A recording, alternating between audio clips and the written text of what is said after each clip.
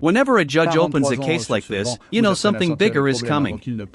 Not just a legal battle, but a moral one. Pay attention to who holds power in this room and who doesn't. That imbalance is about to drive everything that follows. Je suis entré dans la salle d'audience 4 ce matin-là, je savais déjà que ce ne serait pas une journée ordinaire. 43 ans sur ce banc vous apprennent à sentir les problèmes avant qu'ils ne parlent. Certaines affaires chuchotent, d'autres crient. Celle-ci était lourde et silencieuse comme si elle attendait. Dehors, le ciel était gris, ni orageux, ni paisible, juste gris. Le genre de matin où les gens se précipitent à l'intérieur, resserrant leurs manteaux, ne pensant qu'à eux. Dans la salle d'audience, les bancs étaient remplis de bonheur. Avon, des journalistes, quelques jeunes étudiants en droit, de femmes se tenant la main au deuxième rang. Et près de l'avant, une jeune femme assise seule, les yeux baissés, les épaules tendues, essayant de disparaître dans le banc en bois en dessous d'elle. Elle s'appelait Amina Rahman. Je ne connaissais pas encore son histoire, pas comme je le saurais à la fin de la journée. Tout ce que je savais à ce moment-là, c'était ce que le dossier me disait. 26 ans, serveuse de restaurant, mère célibataire d'un garçon de 4 ans. Pas d'antécédents criminels, pas de plainte, pas de drame. Le genre de personne qui traverse généralement la vie sans être vue. Et puis il y avait l'autre nom sur le dossier, Johnny S, célèbre, riche, puissant comme seul la célébrité peut l'être. Le genre d'homme que les gens reconnaissent avant même de savoir pourquoi. 1 million d'abonnés, des caméras toujours à proximité, un homme habitué à être obéi, admiré, excusé. L'accusation semblait simple sur le papier. Agression, intimidation au travail, tentative de corruption, trouble à l'ordre public.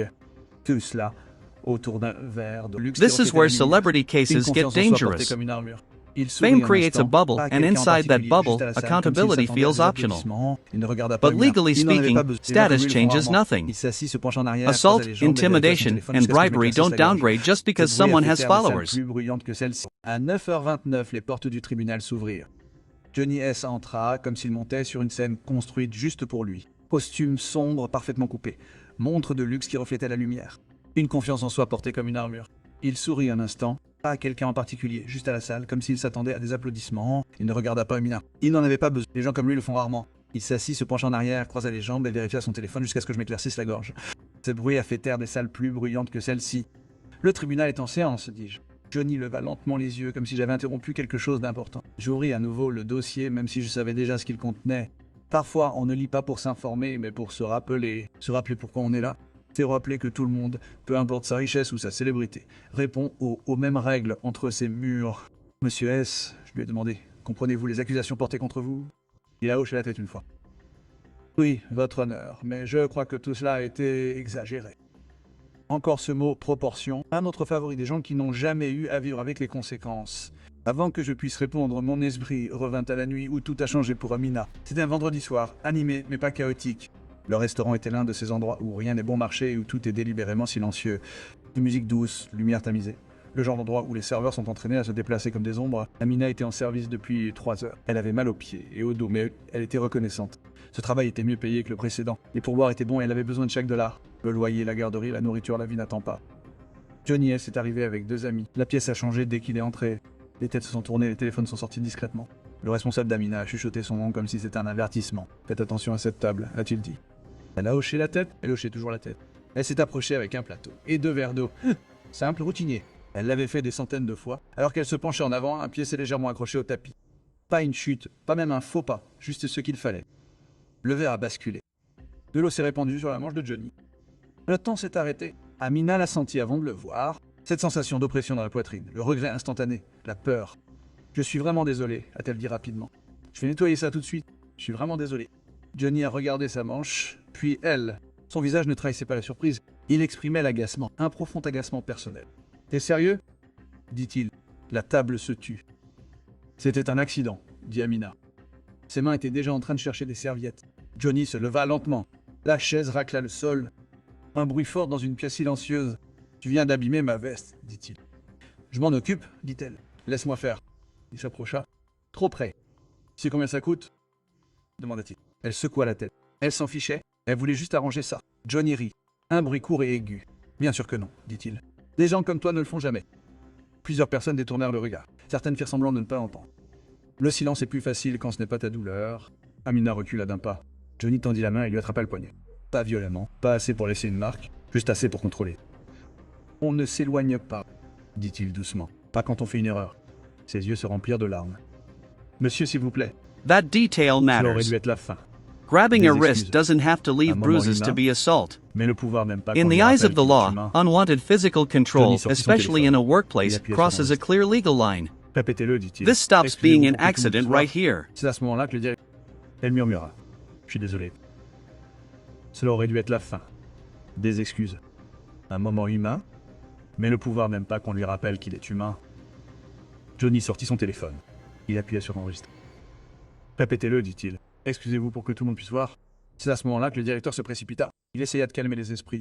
Il demanda à Johnny de baisser la voix. Johnny repoussa Amina. Elle tomba. Le bruit que fit son corps en touchant le sol résonna plus fort que n'importe quel cri. Le verre se brisa. De l'eau se répandit sur le carrelage comme une tache. Quelqu'un cria. Quelqu'un appela la police. Johnny recula, les mains levées comme s'il était la victime. Elle glissa, dit-il. Les images de sécurité racontèrent plus tard une histoire différente. Au moment où les agents arrivèrent, Amina était assise dans le bureau arrière, tremblante. Son poignet faisait mal. Sa fierté encore plus. Elle n'arrêtait pas de répéter la même chose. Je ne voulais pas tout cracher.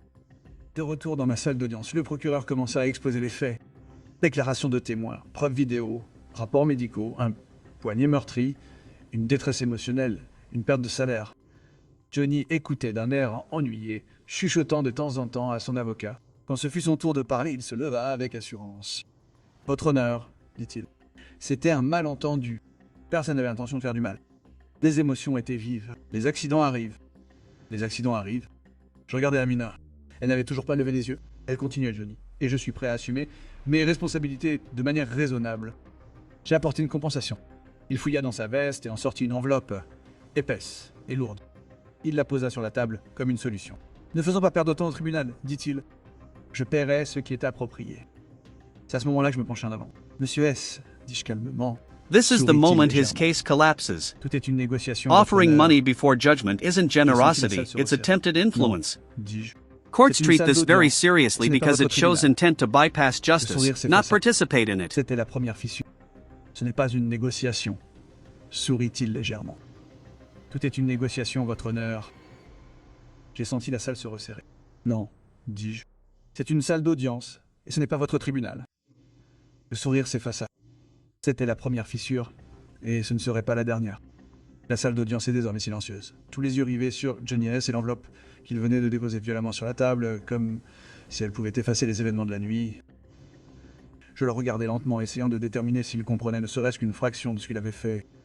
Pour certaines personnes, la richesse achète l'ignorance, protège l'arrogance et alimente le sentiment d'avoir droit à tout. Johnny semblait avoir les trois. Un cadeau ne remplace pas la responsabilité, monsieur S., dis-je d'une voix calme mais ferme. Vous ne pouvez pas vous en sortir en payant. Il eut un léger sourire narquois s'adossant à sa chaise, comme s'il était dans une salle de conseil en train de négocier un contrat plutôt que dans une salle d'audience confrontée à de réelles conséquences. Votre honneur, 300 000 $, c'est plus que juste. Cela couvre tout. Risque, détresse, perte de salaire. Mon client est généreux, raisonnable. Cela satisfait sûrement le tribunal. Généreux ? Répétai-je. Vous pensez que la générosité, c'est faire un chèque après avoir fait du mal, après avoir abusé de son pouvoir, avoir fait en sorte que quelqu'un se sente petit et terrifié? Ce n'est pas de la générosité. C'est du calcul. Johnny agita la main d'un air dédaigneux. Vous ne comprenez pas, votre honneur. Je dirige un empire commercial. Tout est calculé. Rien de personnel. Pourquoi un déversement d'eau, un accident devrait-il donner lieu à du théâtre? Le théâtre n'est pas la salle d'audience, monsieur S. Le théâtre, c'est la souffrance que vous avez causée, dis-je. Mes yeux se posèrent sur Amina. Elle tremblait, les mains jointes sur ses genoux. Elle n'avait pas encore parlé. Elle n'en avait pas besoin. Son histoire était écrite dans l'échymose sur son poignet, le tremblement de ses mains, la peur qui lui collait à la peau comme une seconde peau. Je lui fis signe de s'avancer. Lentement, prudemment, elle se leva. La salle sembla retenir son souffle. Elle se dirigea vers la barre. Chaque pas était mesuré comme si elle craignait de perdre l'équilibre. « Dites votre nom, dit. Amina Ramen, murmura-t-elle. Mademoiselle Ramen racontait à ce tribunal ce qui s'est passé cette nuit-là. Sa voix était d'abord basse, presque un murmure. Puis, lorsqu'elle a trouvé son rythme, elle est devenue plus régulière. Elle a décrit son quart de travail, l'accident, le déversement. Les mots étaient simples, honnêtes, rien de dramatique, aucune exagération. Juste la vérité. Je ne voulais pas renverser l'eau, a-t-elle dit, la voix tremblante. J'étais prudente. Je faisais juste mon travail. Je n'ai blessé personne exprès. Je ne pensais même pas que cela deviendrait comme ça. Elle s'est arrêtée, déglutissant difficilement. Puis elle a regardé Johnny directement, la première fois que ses yeux ont croisé les siens. Il m'a attrapé. J'avais peur. Je ne savais pas quoi faire.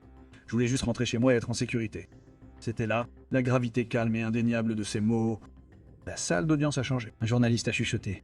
D'autres ont halté doucement. Le sourire narquois de Johnny s'est légèrement estompé. Je me suis penché en avant. This is why victim testimony matters. Exagère. No theatrics. Dis-je sèchement. No exaggeration. Elle s'est blessée. Elle était Just terrifiée. lived experience. J'ai légèrement Judges levé la listen main, closely laissant ma voix here porter le because poids de truth mon doesn't need expérience. volume, it Vous needs avez traité cela consistency. comme une transaction. Monsieur Larobe, vous entendez ce qu'elle dit? Comprenez-vous la peur que vous avez provoquée? L'abus de votre force et de vos privilèges? Johnny haussa les épaules, presque en... C'est un incident mineur, votre honneur. Elle exagère. Exagère? Dis-je sèchement. Elle est tombée, elle s'est blessée, elle était terrifiée. Et vous? J'ai légèrement levé la main, laissant ma voix porter le poids de mon expérience. Vous avez traité cela comme une transaction. Vous avez pris votre chéquier. Vous pensiez que l'argent pouvait réparer ce que seule la responsabilité peut faire.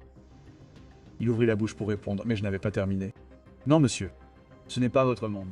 C'est le mien. Dans ma salle d'audience, le pouvoir, la célébrité ou la fortune de personne n'excuse la cruauté. Personne n'est au-dessus de la décence. Et votre idée qu'un chèque de 300 000 $ pourrait régler votre faute est absurde. La salle d'audience était calme, mais la tension montait. Johnny se pencha légèrement en avant maintenant, essayant de reprendre le contrôle. Votre honneur, ma réputation, ma carrière, tout est en jeu. Nous pouvons certainement résoudre cela à l'amiable. Je suis prêt à payer des amendes, des indemnités, tout ce que vous demandez. Dites-moi simplement ce que c'est. Donnez-moi un chiffre. C'est une solution simple. J'ai secoué lentement la tête. Monsieur S, ce n'est pas une affaire. Il s'agit du mal que vous avez infligé à un être humain, quelqu'un qui avait confiance en son lieu de travail, qui avait confiance en elle-même et qui a été violé par vos actes en... L'argent ne peut pas effacer la peur. L'argent ne peut pas effacer l'intimidation. L'argent ne peut pas apprendre l'humilité. Il rit doucement. Humilité. Votre honneur, j'ai réussi. Je suis admiré. Je redonne à la société. Je pense que le tribunal devrait apprécier ce contexte. Contexte? J'ai craqué en me penchant en avant sur le banc. Laissez-moi vous rappeler à quoi ressemble le contexte. Une femme renverse un verre d'eau par accident. Vous l'attrapez, la poussez, enregistrez sa peur, puis proposez de payer pour l'effacer. C'est votre contexte, c'est votre moralité, c'est votre caractère. La salle a de nouveau changé. Les journalistes ont griffonné des notes, les témoins ont chuchoté. Les avocats ont essayé de garder leur sang-froid. L'avocat de Johnny s'est éclairci la gorge nerveusement. Johnny lui-même était silencieux maintenant, presque immobile, comme s'il n'avait pas anticipé une résistance aussi vive. Je fis une pause pour laisser mes mots pénétrer. Vous pensez que l'argent vous rend intouchable. Vous pensez que la richesse et la célébrité n'ont aucune conséquence. Mais dans mon tribunal qui se termine aujourd'hui, vous comprendrez que la responsabilité n'est pas négociable.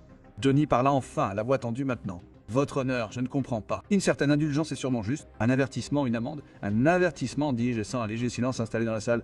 Un avertissement. Madame Rahman ne demande pas votre avertissement. Elle demande justice, la reconnaissance que vos actions étaient mauvaises. Et la justice ne se mesure pas en dollars ou en célébrité. Elle se mesure en responsabilité, en caractère, en reconnaissance du mal causé. Je regardais Amina.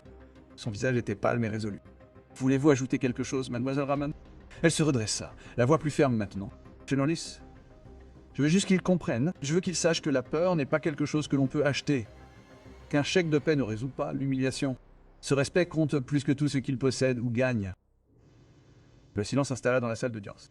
Même les assistants de Johnny se penchèrent légèrement en avant. Le poids de ces mots, simples et réels, avait commencé à faire craquer son armure. Je m'adressai à lui une dernière fois avant de prononcer le jugement.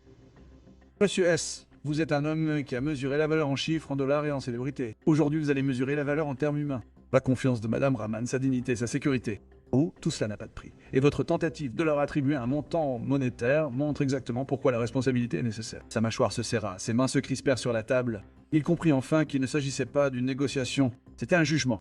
Et pour la première fois depuis longtemps, Johnny S était confronté à quelque chose qu'il ne pouvait ni acheter, ni charmer, ni contourner.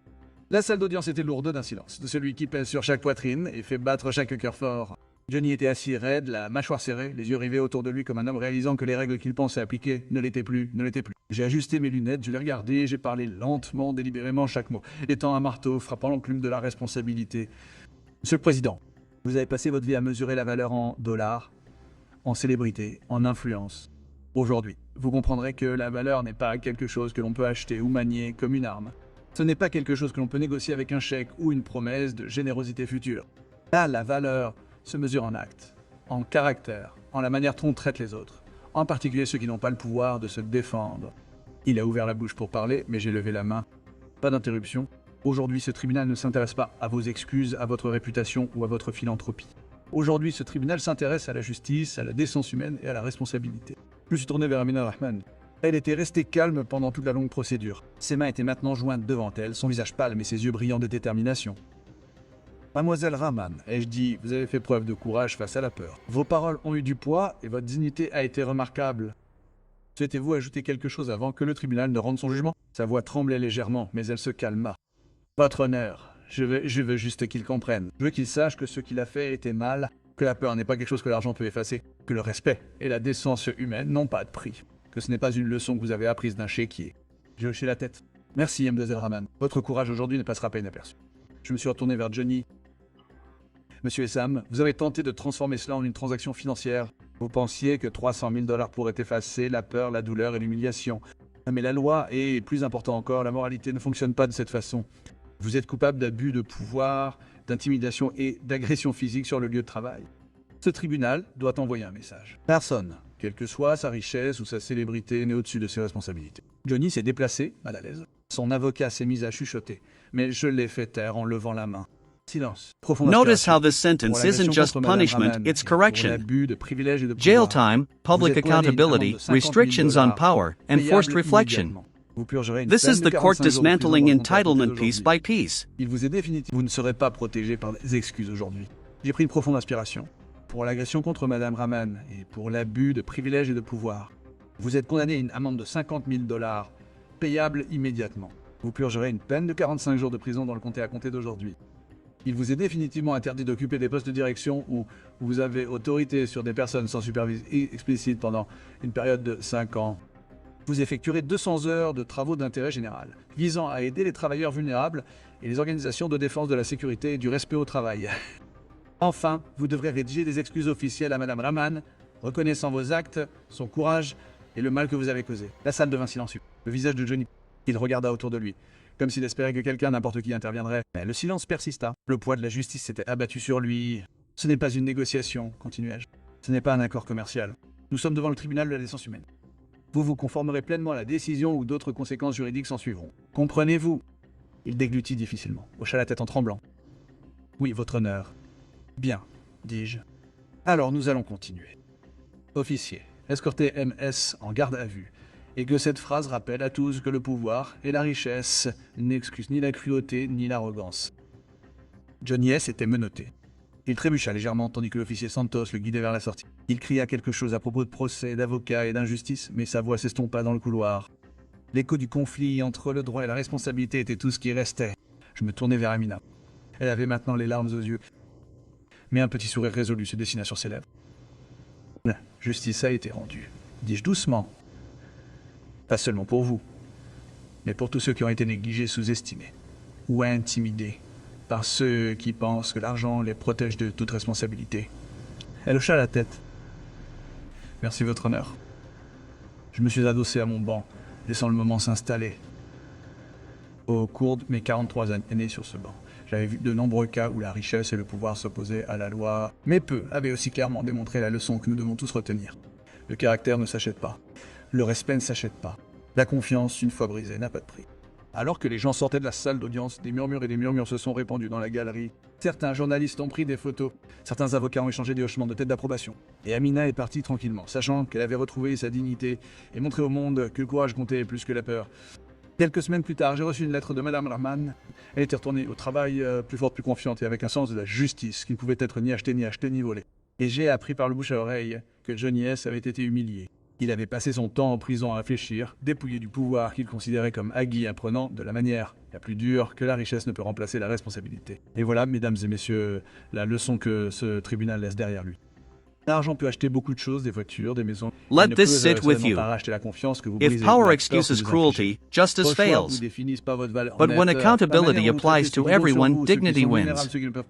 Ask yourself, how would this case have ended if no cameras were watching? Même la célébrité, mais il ne peut pas acheter le caractère. Il ne peut pas acheter le respect. Et il ne peut certainement pas racheter la confiance que vous brisez ou la peur que vous infligez. Vos choix vous définissent pas votre valeur nette.